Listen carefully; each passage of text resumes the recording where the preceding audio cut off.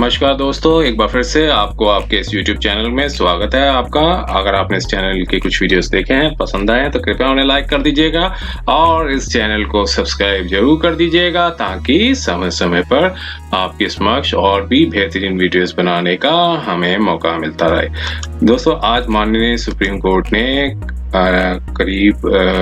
करीब नहीं बट बोलेंगे 5 जजमेंट्स आई हैं माननीय सुप्रीम कोर्ट की, जो 5 रिपोर्टेबल जजमेंट्स हैं पांचों,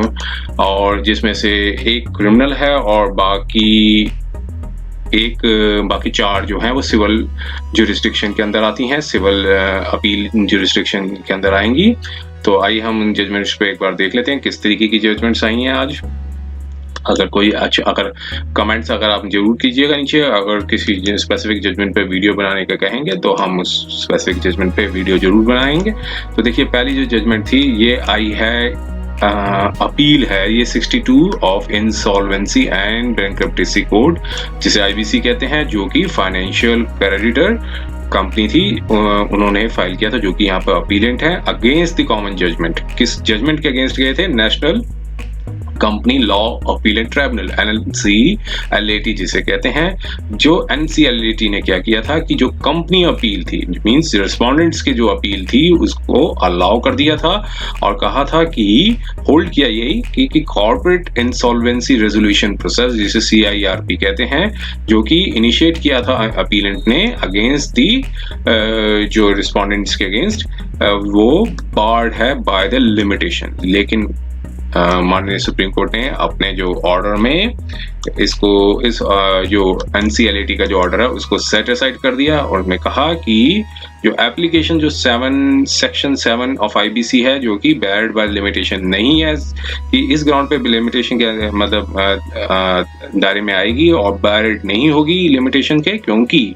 जो एप्लीकेशन जो फाइल है 3 इयर्स के पीरियड ऑफ इज फाइल्ड बेशक 3 years of period from the date of declaration of loan account of the corporate debtor as NPH बेशक जो किया था, लेकिन इफ देयर वाज एक्नॉलेजमेंट, साथ में ये कहा था, if there was acknowledgement of the debt by the corporate debtor before the expiry period of limitation of 3 years, in which case the period of limitation get further extended by the period of 3 years। अगर थोड़ी acknowledgement होती है, limitation का जो period है वहाँ से extend हो जाता है। अगर कोई जो acknowledgement है कर दिया जाए कि हाँ ये debts हैं by the corporate debtor, तो after before the period of limitation, अगर 3 ईयर्स की लिमिटेशन से पहले अगर कोई उसको एक्नॉलेज कर दिया जाएगा, तो उस लिमिटेशन का जो पीरियड है वो from the date of acknowledgement से ही आगे स्टार्ट होगा। तो इस ग्राउंड पे जो है अपील को अलाउ कर दिया और जो NCLAT का जो ऑर्डर था उसको सेट असाइड कर दिया। तो ये थी पहली अपील थी, ये थी कि NCLAT का जो ऑर्डर था, जजमेंट थी, NCLAT को सेटिस्फाइड कर दिया। तो दूसरी थी, वो देखिए दूसरी जजमेंट है, वो है स्पेशल लीव पिटीशन से अराइजेस हुई है 10396 ऑफ 2019। ये क्रिमिनल अपील है, ये सिर्फ एक ही क्रिमिनल मैटर है, एक ही क्रिमिनल जजमेंट आई है आज, जो कि इसमें कहा गया है कि 482 CRPC की जो पिटीशन थी जो डिसमिस कर दी गई थी अपीलेंट्स की, और इसमें जो उन्होंने ये रिलीफ मांगी थी हाई कोर्ट के समक्ष की जो प्रोसीडिंग्स हैं केस नंबर 100 की 138/141 ऑफ नेगोशिएबल इंस्ट्रूमेंट एक्ट की, उसे क्वैश कर दिया जाए, जो कि पेंडिंग पड़ी हुई थी कोर्ट ऑफ जुडिशियल मजिस्ट्रेट, कोई वेस्ट बंगाल की जो कोई डिस्ट्रिक्ट है वहाँ पे। तो यहाँ पर फाइनल वर्डिक्ट क्या है? फाइनल वर्डिक्ट में यही निकल के आया कि जो हाई कोर्ट के ऑर्डर को सेट असाइड कर दिया और अपील को अलाउ कर दिया, और क्रिमिनल के जो केस पेंडिंग था before the judicial magistrate court में, वो उसे क्वैश कर दिया। और साथ में ये कहा कि जो प्रोसीडिंग्स हैं वो अगेंस्ट द अदर अक्यूज्ड, जो दूसरे अक्यूज्ड थे जो कि पार्टी नहीं है इसमें, उनके अगेंस्ट वो है वो चलती रहेगी। तो ये थी क्रिमिनल अपील। अब तीसरी जजमेंट को देखते हैं, ये सिविल अपील है 4796-4799 ऑफ 2022, और ये अपील थी, इसमें जो डिविजनल बेंच थी हाई कोर्ट की, कलकत्ता की जो डिविजनल बेंच थी, उसमें जो है अपील थी उसका dismissed the said appeal and has confirmed the order passed by the learned single judge, allowing the application under Order 7 Rule 11, rejecting the plaint on the grounds of suit before the single जज। तो देखिए order 7 rule 11 के अंदर जो है वो application लगाई गई थी और रिस्पोंडेंट्स ने एप्लीकेशन लगाई थी और हाई कोर्ट ने उस एप्लीकेशन को अलाउ कर दिया था और उसमें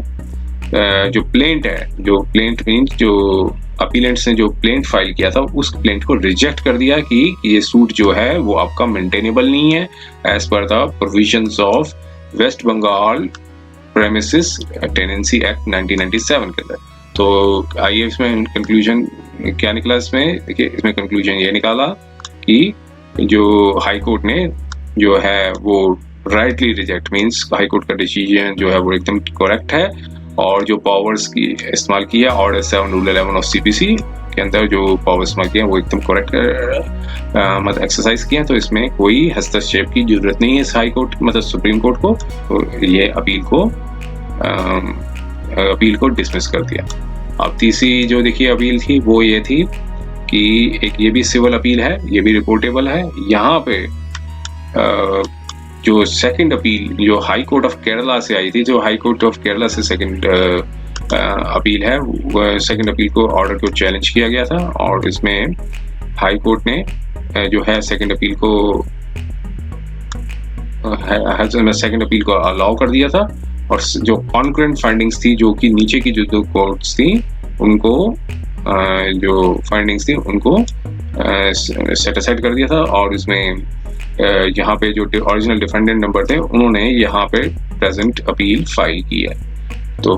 कंक्लूजन क्या निकल के आया था इसमें, देखिए यहाँ पे कंक्लूजन ये निकल के आया कि जो हाई कोर्ट का जो ऑर्डर था वो अनसस्टेनेबल है और उसको वापस क्वैश कर दिया और जो जजमेंट पास की गई थी ट्रायल कोर्ट की और फर्स्ट अपीलेट कोर्ट की उनको वापस रिस्टोर कर दिया। तो ये ऑर्डर मतलब सुप्रीम कोर्ट ने हाई कोर्ट जो सेकंड अपील जो फाइल की गई थी हाई कोर्ट की उसके ऑर्डर को सेट असाइड कर दिया और नीचे की जो जहां सूट फाइल किया गया था और फर्स्ट अपीलेट कोर्ट थी उसके ऑर्डर को रिस्टोर कर दिया। देखिए तीसरी जो पांचवी जो जजमेंट है वो है सिविल अपील। ये भी सिविल अपील है और इसमें रिट पिटीशन के द्वारा मतलब अगेंस्ट में मतलब रिट पिटीशन के ऑर्डर के अगेंस्ट में यहाँ पे स्पेशल लीव फाइल की गई थी। Special leave petition civil 1884 of 2019 की ये स्पेशल लीव पिटीशन थी और इसमें पिटिशनर्स थे उन्होंने चैलेंज किया था कि सेकंड स्पेशली पिटीशन फाइल की थी, लेकिन हाई कोर्ट के समय वो पिटिशनर थे उन्होंने चैलेंज किया था कि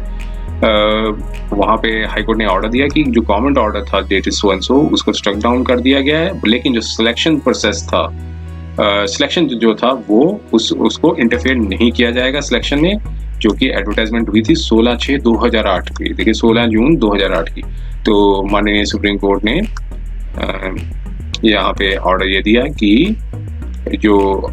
मतलब रिलीफ कोई नहीं मिली है अपीलेंट्स को, जो पिटिशनर्स भी थे, और उन्होंने कहा कि जो हाई कोर्ट ने जो ऑर्डर सेट असाइड किया था जियो नंबर सो उसको सेट असाइड कर दिया गया है और बाकी जो पार्शियली जो किया हुआ था कि सिलेक्शन प्रोसेस में इंटरफेयर नहीं की, जो जैसा है वैसे ही चलता रहेगा, तो उसमें जैसा था वैसे ही चलता रहा। और लेकिन जो पिटिशनर्स जो थे वो रिलीफ लेने के लिए आए थे सुप्रीम कोर्ट से, उनको रिलीफ नहीं मिली। हाँ हाई कोर्ट के जो ऑर्डर था जिसमें जो जियो ऑर्डर को सेट असाइड कर दिया गया था, उस ऑर्डर को सुप्रीम कोर्ट ने